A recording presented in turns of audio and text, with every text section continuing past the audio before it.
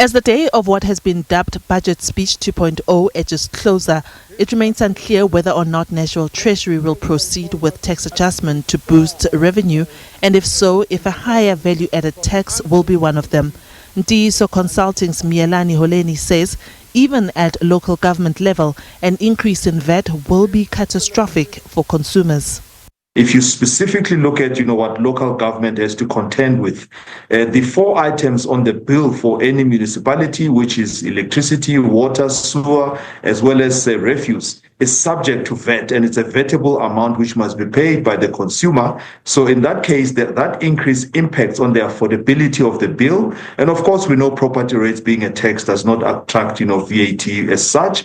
But across the board, there will be an impact, because also for the contractors who are working within the municipality or the local government space in totality, and even provincial as well as national, it means that there will now be an inflated amount which government must also be setting aside for VAT, which eventually, yes, of course, goes back to the fiscus, but the affordability of consumers is a concern, as well as the ability to keep up with paying for their own bills, as well as the arrears that have developed, over time because of the tough economic conditions. So the VAT increase will be catastrophic, no doubt.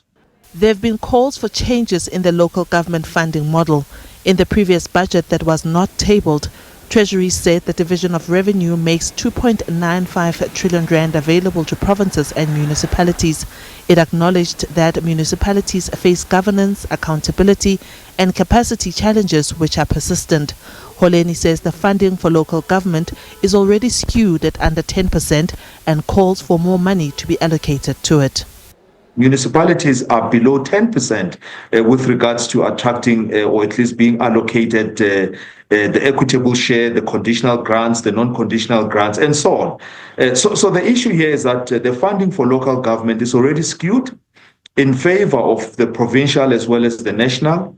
The assumptions that were made, which were for local government and municipalities to be able to generate 90% of their revenue, have not materialized. And this is a swan song that we've been singing for many years now, because of those municipalities which don't have strong industry are not able to attract funding. So a change in structure of funding, as well as reconstructing how local government is funded, means that there must be more money flowing into local government, especially those municipalities which are not able to generate sufficient revenue on their own because of the economic conditions which are non-existent or are depressed, or perhaps, they are facing an outward migration of business, which is not investing within this. So we would like to see more money going into local government. Again, contained in the budget that was not passed, government says it has developed targeted reforms to be phased in over the next 3 years.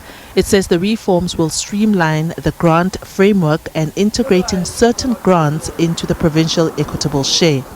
The equitable share is an unconditional allocation and provides funding to municipalities to deliver free basic services to poor households and subsidizes the cost of administration for those municipalities that are unable to cover the cost from their own revenue.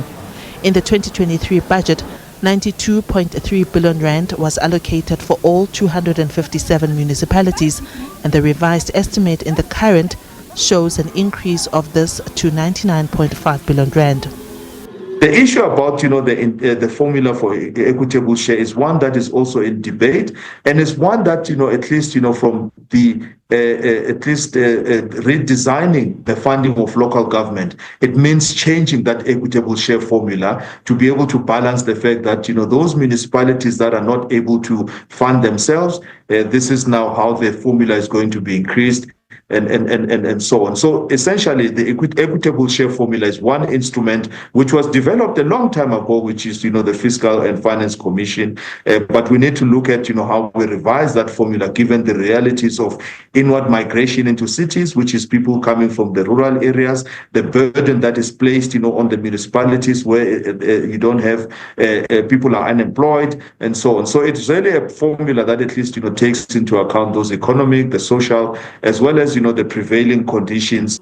In the budget review that was not tabled, Treasury says greater commitment is needed from municipalities to ensure residents and businesses pay their bills on time, to improve internal governance and to ensure effective use of resources to meet the needs of their communities. Diabo Seto, SABC News, Johannesburg.